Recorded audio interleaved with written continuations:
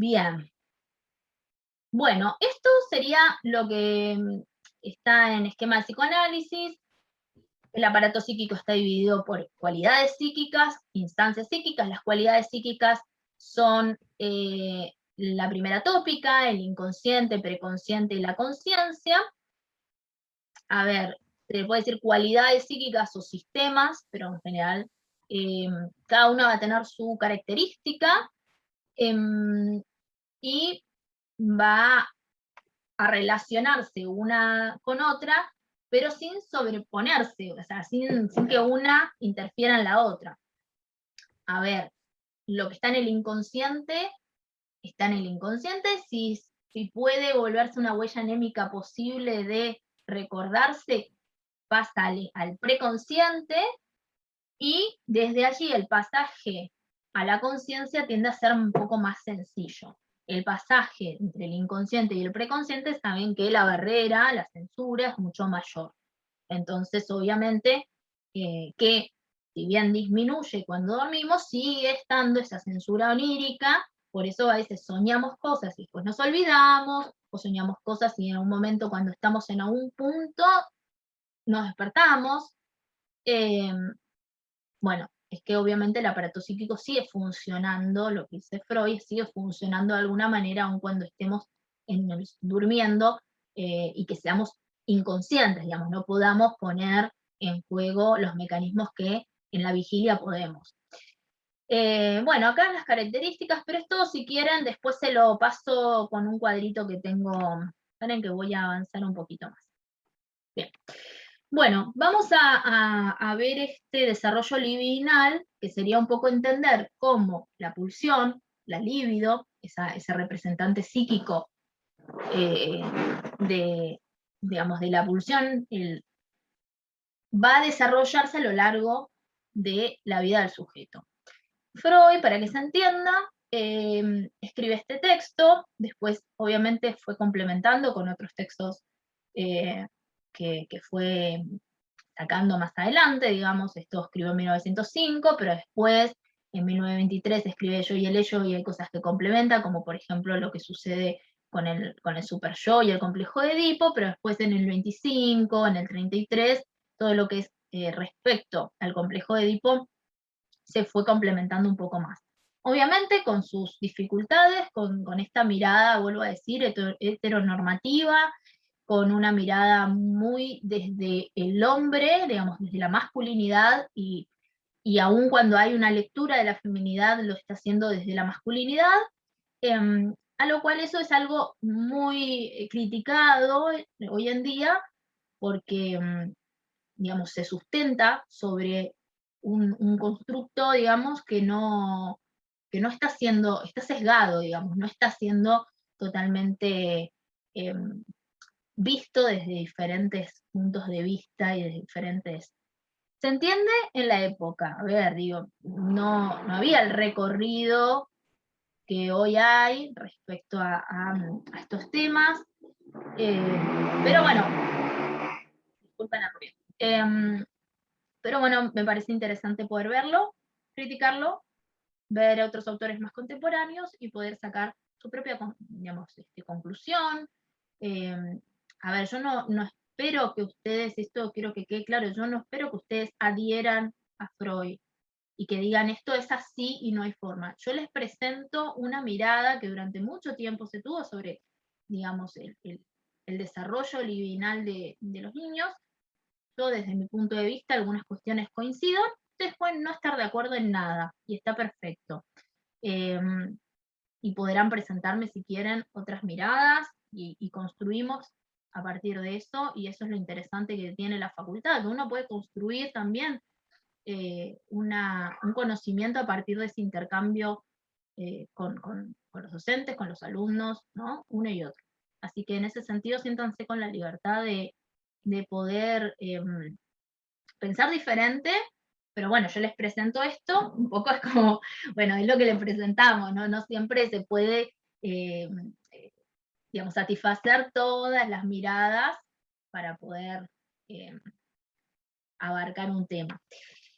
Bueno, vamos a partir de acá. Hay tres cuestiones como importantes que se van a establecer a partir de este texto de 3 ensayos para una teoría sexual. Uno, que la vida sexual no va a comenzar con la pubertad, que era algo por ahí en la época que se creía, ¿no? Con la pubertad aparecía la vida sexual. Dos, es que lo genital y lo sexual, la sexualidad y la genitalidad estaba como muy asociada, estaba como muy indiferenciada. Entonces, lo que dice Freud es, bueno, no va a ser, digamos, sinónimo sexualidad de genitalidad. Podríamos decir que la genitalidad está incluida dentro de la sexualidad, pero no la abarca totalmente, sino que la sexualidad va más allá de la genitalidad y por eso es importante abordarla. Si bien muchas veces en su discurso cae nuevamente en la genitalidad y cae nuevamente en la cuestión más biológica, términos como, bueno, esto de, de considerar, digamos, eh, digamos, en el desarrollo de la sexualidad infantil, plantear la cuestión de, bueno, el falo, el pene, el clítoris, termina cayendo, digamos, en la cuestión más orgánica, en la cuestión, digamos, podríamos decir más biológica, o en la adolescencia plantear que, bueno, la satisfacción final o la tensión sexual final se culmina con el acto sexual, con el coito, y con la posibilidad, digamos, de la reproducción. Entonces, en algunos momentos, como que trata de irse de esa idea y después nuevamente vuelve a caer un poco en la idea. Entiendo por la época, a ver, digamos, no estaba totalmente ajeno a lo que se pensaba en ese momento. Digamos. Supongo que por momentos había avances y retrocesos en su propio pensamiento. Pero bueno, fue uno de los avances empezar a como a tratar de establecer cierta diferenciación entre sexualidad y genitalidad. Y la vida sexual incluye la ganancia de placer a partir de la estimulación de zonas erógenas. O sea, empezar a hablar de que hay partes del cuerpo que actúan como zonas erógenas que no son solamente los genitales, sino que podríamos decir que todo el cuerpo es una zona erógena, pero hay zonas erógenas privilegiadas. Entonces, en la sexualidad infantil vamos a ver cómo se manifiestan algunas zonas en determinado momento, pero en la vida adulta también las zonas erógenas de la infancia siguen operando, siguen estando como un modo de generar estímulos o de generar, digamos, la posibilidad de manifestar la pulsión y de poder satisfacer la pulsión en esa zona. Y algo importantísimo, va a hablar de un desarrollo libidinal, un desarrollo de esa pulsión, de esa libido a lo largo de la vida, y que va a tener dos oleadas o dos tiempos en donde va a estar dividido por un periodo de latencia. El primer momento va a ser la sexualidad infantil y el segundo momento la sexualidad adulta. Y el periodo de latencia en donde la sexualidad, si bien no está totalmente, digamos, desaparecida, no es que no hay sexualidad, sino más bien está aplacada. Podemos saber, a partir, digamos, de los conocimientos que ustedes tienen previos, de que el super yo tiene, digamos, la implicancia de hacer que justamente la sexualidad esté aplacada porque aparece al finalizar el complejo de Edipo y hace que las pulsiones se sublimen, que se repriman representaciones, entonces implica que para el sujeto la sexualidad cobre otra significación, y que nuevamente con la pubertad, con los cambios hormonales, los cambios puberales, empieza una sexualidad adulta ya con otras connotaciones. Bien, ¿cómo va a entender esa sexualidad? Bueno, yo lo hice en una línea temporal, podríamos decirlo así, y la diferencié en etapa pregenital o de sexualidad infantil, también la podemos decir de esa manera, en etapa genital o de sexualidad adulta y ese periodo de latencia. Voy a irme a esta línea de tiempo. Desde el nacimiento, que vendría a ser este momento, empieza la fase oral. ¿Sí? Acá está un poquito separado del momento del nacimiento, pero podríamos decir que esta separación también da cuenta de que en realidad, si bien empieza el desarrollo libidinal a partir del nacimiento, sabemos que el desarrollo libidinal se va a constituir en relación a un otro, a un sujeto que nos libidinice primero, que nos cargue de representaciones, que nos haga objeto de su deseo para poder luego lograr ir armando en el desarrollo libidinal un yo capaz de poder ser quien deposite deseo, deposite libido en objetos. No sé si se entiende esto, pero a ver, primero nosotros tenemos que ser objeto de deseo de alguien. Si nosotros no somos objeto de deseo, no hay posibilidad de que podamos tener de alguna manera depositado en nosotros líbido y generar líbido para poder depositar en otros objetos.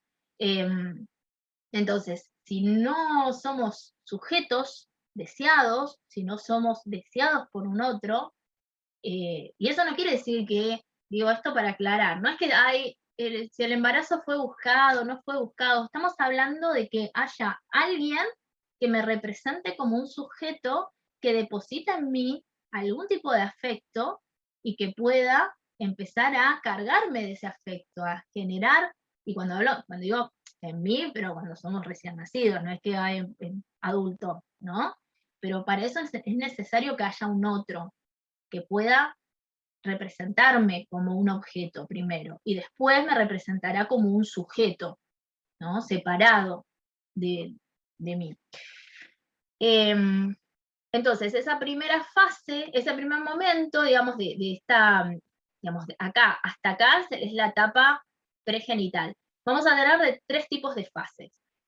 La fase oral, que va a ir de los 0 a los 18, 24 meses, la fase anal, que va desde el año y medio, 2, hasta los 4 años aproximadamente, y la fase fálica, que va desde los 4 a los 6 años, más o menos. Luego viene el periodo de latencia, y luego con la pubertad de los 12 en adelante, más o menos, la etapa genital. Estas edades son estimativas. En realidad, a ver, puede pasar un poco antes, un poco después, y tienen que ver también con la época en la que Freud desarrolla, digamos, esta teoría. Ay, perdón. Saben que estoy queriendo, para no olvidarme, buscar mi machetito, mi cuadrito. Entonces, lo que vamos a tener como características generales de esta etapa pregenital van a ser que en cualquiera de estas fases van a haber pulsiones, ¿sí? A las pulsiones que se satisfacen en este periodo pregenital, esta etapa pregenital, se le denominan pulsiones parciales. ¿Por qué? Porque en realidad cada una aparece, se satisface y vuelve, digamos, podríamos decir, a aparecer en otro momento sin tener conexión una con otra, sin buscar un sentido, un fin más allá de la satisfacción puntual en un lugar, en este caso va a ser en una zona erógena, y la cancelación de la misma. O sea, no va a tener digamos, un fin más allá del placer en sí mismo, o la cancelación en sí mismo, mejor dicho. Entonces, no están conectadas unas con otras como si vamos a ver en la etapa genital que sí. Entonces, todas las fases tienen pulsiones parciales, tienen zonas erógenas que son como predominantes, que van a ser en ese momento la zona en la cual la pulsión va a manifestarse y va a cancelarse. Por lo tanto, esas zonas erógenas son un poco fuente y a la vez objeto de esa pulsión.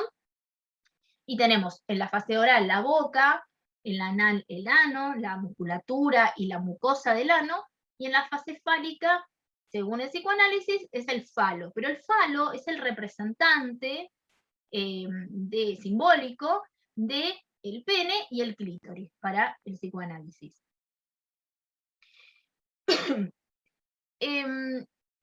Otra de las características, voy a avanzar un poquito porque ahí tenemos algunas de las características que venía diciendo.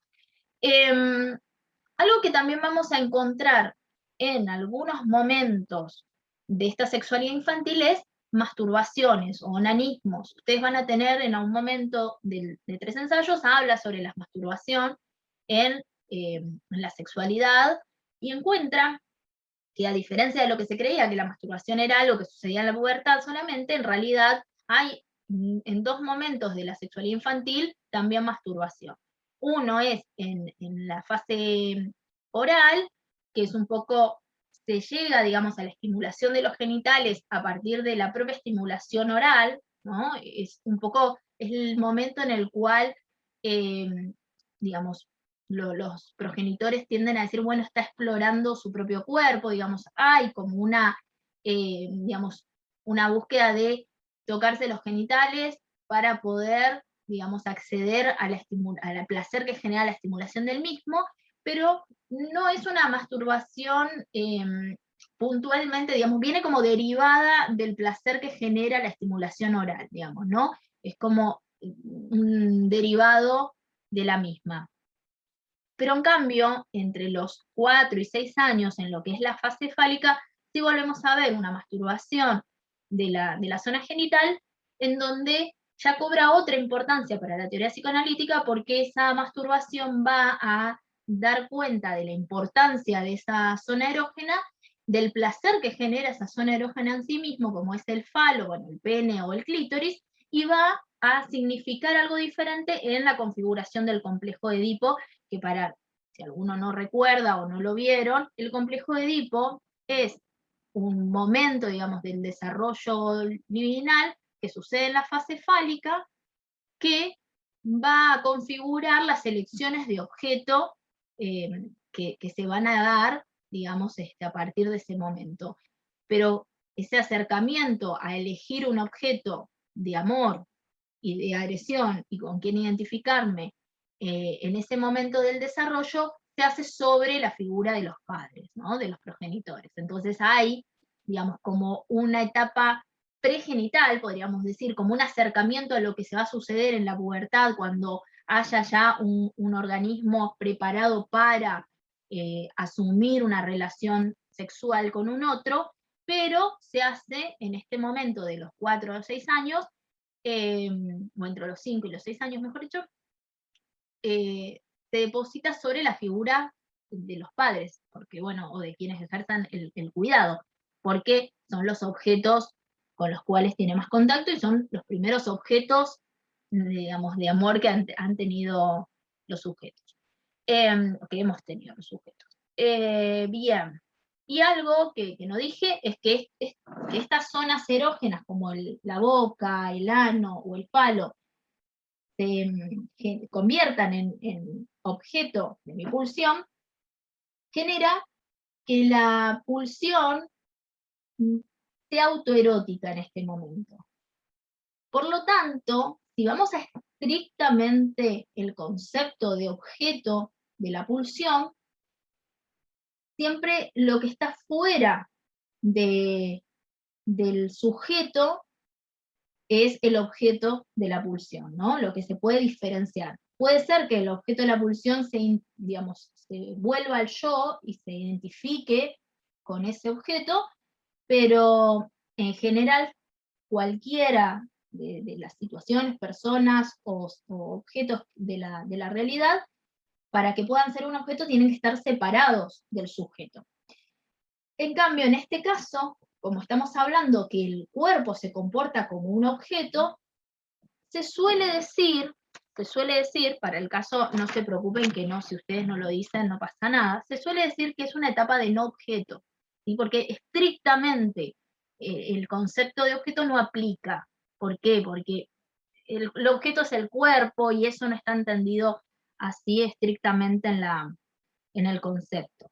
Pero bueno, si ustedes dicen que el cuerpo es el objeto de la pulsión, no pasa nada y no está mal para, digamos, el contenido que estamos manejando. ¿Qué características va a tener la fase oral? Bueno, primero, desde esa evolución de la libido va a ser justamente la primera fase con la cual vamos a encontrarnos, ¿sí? Es la que va a ser a partir del momento del nacimiento, que se empieza a construir ahí el yo, ustedes lo han visto con Spitz, donde cobra muchísima importancia la boca, porque es justamente a partir de la alimentación que se puede, a partir de esa pulsión de autoconservación, que es la que tenemos y que nos hace, digamos, generar ese acercamiento hacia el pecho materno y hacia digamos, la incorporación de alimento, dice Freud sobre eso, se empieza a generar una pulsión sexual. ¿Cómo y por qué?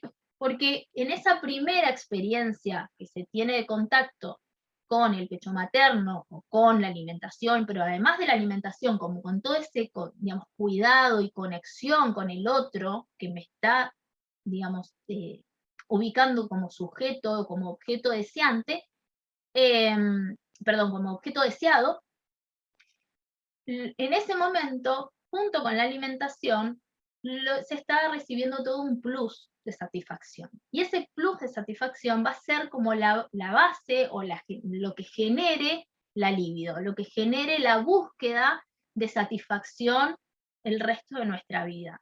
Entonces, qué importante de que ese momento, no digo, a ver, puede ser el momento digamos, del nacimiento, pero puede ser, digamos, en ese momento, digamos, del nacimiento y de lo que significan los primeros días, el contacto y la limitación que pueda ejercer el cuidador, la cuidadora, digo cuidador, cuidadora, porque no siempre son los padres, o no siempre es el progenitor, el biológico. Entonces digo, bueno, que ese contacto con el otro, que seamos sujetos o objetos del deseo de otro, para después ser sujetos.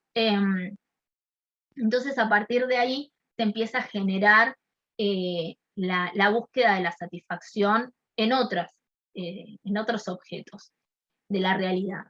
Se pierde ese primer objeto que es el progenitor, dice Freud, la madre, ¿no? Entendiendo que era la mujer la que cuidaba. Y a partir de ese objeto que se pierde, hay una búsqueda constante de volver a recuperar la satisfacción que generó.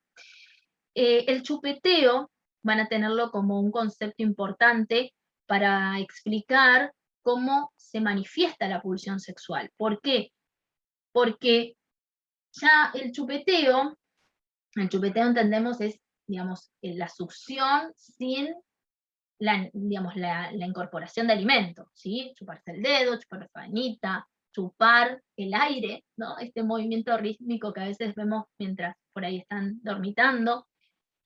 Chupar el pecho o la mamadera, pero no tomando, se me dice, no, pero está jugando, no está tomando. Bueno, esto es el chupeteo, y es una exteriorización de la pulsión sexual porque no está ligada estrictamente a la incorporación de alimento, pero sí está buscando un placer, está buscando y tratando de encontrar nuevamente ese objeto que en algún momento le generó tanta satisfacción.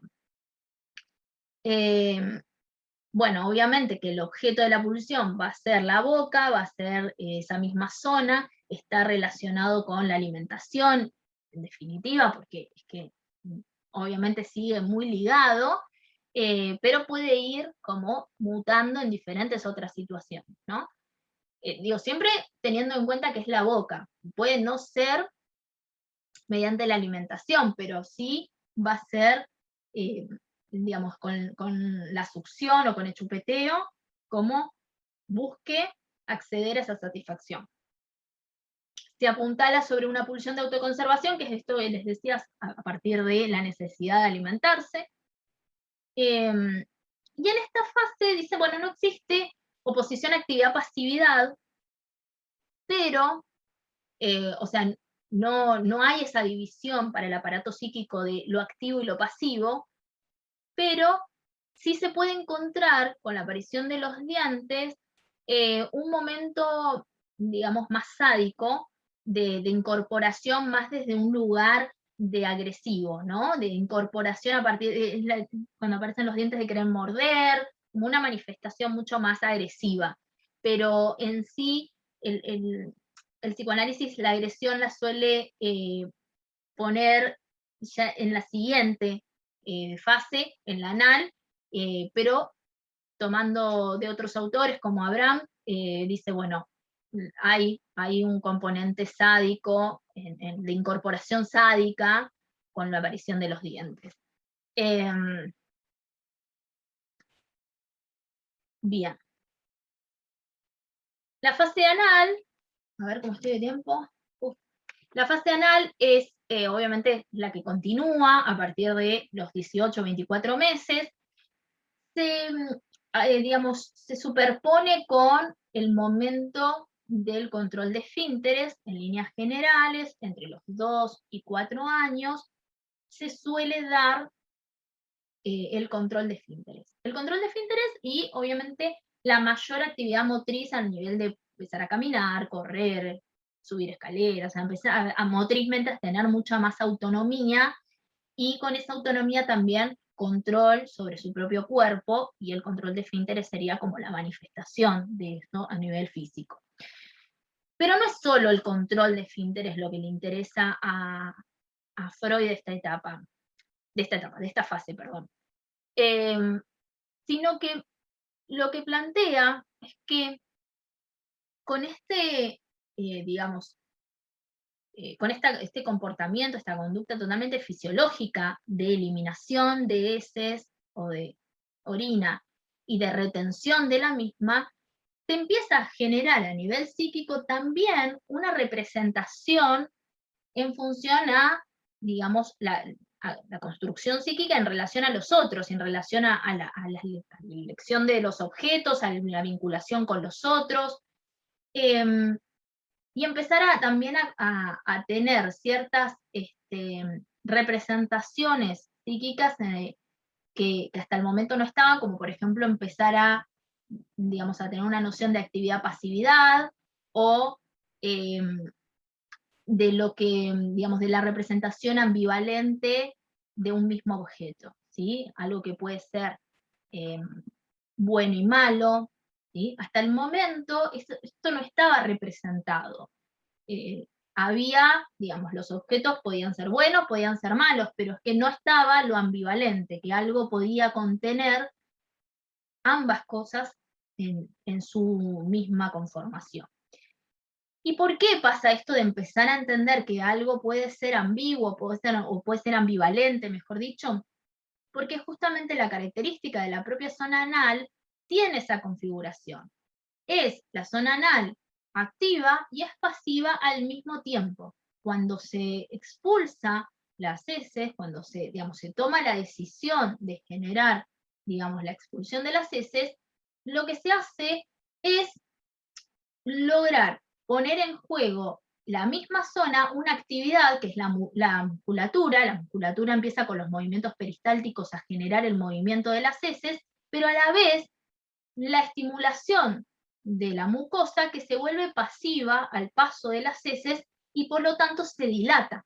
Si no es imposible, si no se genera la actividad de la mucosa anal y la dilatación de de la musculatura anal, la actividad de la musculatura anal y la pasividad y la estimulación de la mucosa con su posibilidad digamos, de poder generar el pasaje de las heces, no es posible llevar a su fin, digamos, al acto. Entonces, esto que se aparece de forma fisiológica, que se va a dar recién cuando neuromuscularmente, socialmente y psicológicamente esté maduro el niño para poder hacerlo.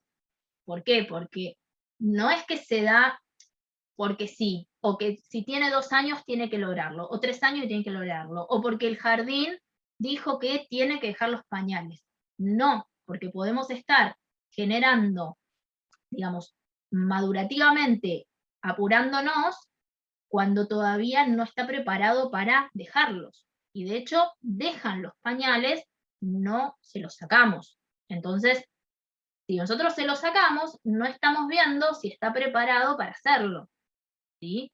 Vuelvo a decir esto porque generalmente escucho esto de, bueno, sí, no usa pañales, pero después hay muchísimas incontinencias, o sea, muchísimas pérdidas por ahí de piso, de caca en el día o en la noche, o alguno de los progenitores se las pasa 25.000 veces preguntando y llevando al baño para poder ver si va a ser o no va a ser piso caca, y eso no es control de interés.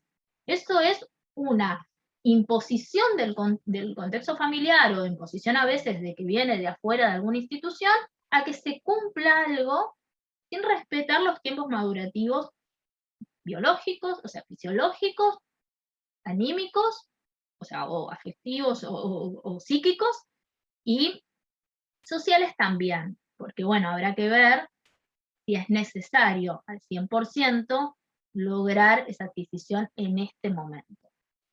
Entonces, en ese sentido, es importante tenerlo en cuenta. O sea, pensamos en un desarrollo que se debería dar de forma normal, entre comillas, pero también puede pasar que más cercano a los 4 años se logre el control. O que no se logre porque se está, digamos, teniendo una situación por ahí que no permite, digamos, en su desarrollo, que no permite lograr el control. Si estamos teniendo un sujeto que todavía está en una etapa inicial de fase oral, que todavía está en el placer que le genera llevarse objetos a la boca, que no hay tanto contacto con el otro, que hay un poco un ida y vuelta, pero escaso, pedirle que nos avise que quiere ir al baño, pedirle que controle su interés, la verdad no se va a dar. No se va a dar y hay que respetar que aun cuando tenga 4 o 5 años, sus tiempos madurativos no están siendo adecuados a la edad cronológica. Entonces hay que respetar los tiempos madurativos y hay que ir avanzando en ese sentido, no imponer porque la edad tiene que lograr esto. Bueno, a nivel simbólico, digamos, las heces tienen una representación, ¿no? de valor, de algo valioso para el niño. ¿Por qué? Porque es su primera producción. Entonces, muchas veces en el vínculo con los demás, tienden a, cuando logra retener y logra expulsar por voluntad propia, a buscar mostrar esta producción, ¿no? Y a nivel, digamos, de la vida adulta, muchas veces en lo que es el análisis, se ha encontrado cierta similitud entre el manejo del dinero con cómo fue, digamos, esa conformación o el manejo o el control de sus propios, del esfínter en la edad, digamos, en esta fase. Bueno, ¿cuál es el fin, digamos, de esta fase? Es justamente el control, el dominio de su propio cuerpo, el autocontrol, la autonomía, es lo que digamos, se tendría que lograr. Y empieza a aparecer esta ambivalencia, esta polaridad activo y pasivo que se daba a nivel fisiológico, también en el orden de los vínculos. Entonces, mamá y papá, los tíos, digamos, una persona de mi familia, puede ser alguien que yo quiera, que yo pueda depositar mi afecto, pero también la misma persona puede ser alguien que me diga que me diga que no puedo tocar todo, que no puedo comprarme lo que quiera en el kiosco, y por lo tanto depositar de esa manera toda mi agresión en ese progenitor. Bueno, y Abraham distingue 2 momentos, la evacuación y destrucción del objeto, y después la retención y el control posesivo. Son diferentes momentos que puede haber en relación. Bueno, y fase fálica, pasamos ya a un niño o niña de entre 3, 4 años, 4 años a 6.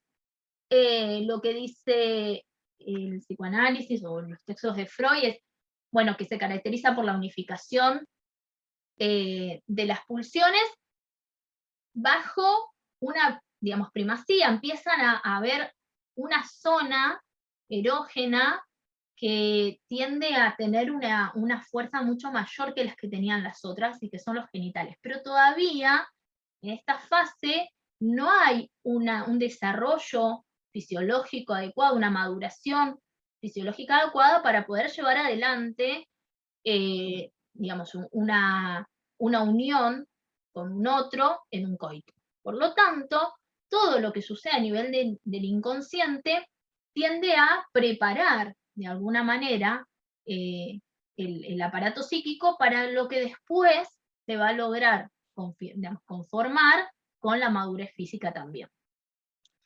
Entonces hay una organización genital infantil, ¿no? Empieza, digamos, a cobrar importancia a los genitales, con un objeto sexual empiezan a ser los progenitores, ese primer intento de objeto sexual hacia el cual voy a depositar mi líbido. Antes era autoerótica, recuerden, esta fase fálica va a tener un momento de autoerotismo también, porque no es que todo va a ser así, es que el propio cuerpo también, los genitales, se convierten en, digamos, posibilitadores de un placer, que lo cual no quieren resignar, y va a ser lo que va a permitir, según Freud, eh, va a permitir salir del complejo de Edipo. Se produce ese segundo momento masturbatorio, que hablaba yo antes, y la diferencia anatómica de los sexos. Autores más contemporáneos, autores que plantean una crítica a Freud, dicen, bueno, esta diferencia anatómica de los sexos está leído, digamos, se hace una lectura de eso desde una mirada totalmente masculina. Entonces, esa diferencia está un poco, vuelvo a decir esta palabra, sesgada. Está sesgada por la mirada digamos, imperante del momento. Hay un solo órgano que no existe, digamos, el órgano femenino, y eso podemos decir que fue una crítica, porque en realidad lo que existe es un clítoris que sería el representante del falo, y el falo, aunque digamos, no se quiere, siempre se representó como masculino, ¿no? Es el falo, es el pene, era lo importante. Después el clítoris como ese representante en la mujer del falo, hasta tanto se produce la diferencia anatómica de los sexos y la mujer pasa a ser castrada. Bueno, aparece el complejo de Edipo, y obviamente que en 1923, cuando escribe Yo y el Ello, que habla del complejo de Edipo en ese momento, y después en 1925, cuando escribe Sepultamiento del complejo de Edipo, que también vuelve a hablar del complejo de Edipo, y lo habla desde el varón y después lo habla desde la mujer, no, o sea, no explicaba el complejo de Edipo de la mujer, más allá de decir, bueno, así como sucede en el varón, en la mujer también. Y después, en 1933, ensaya, digamos, intenta una explicación diferente. Que tampoco está bien, digo, ¿no? Es una explicación diferente para la época y con las características de la época. Hoy en día, la verdad que uno puede criticar bastante, digamos, esa postura. Ambas, ¿no? Tanto del complejo del varón como el de la mujer.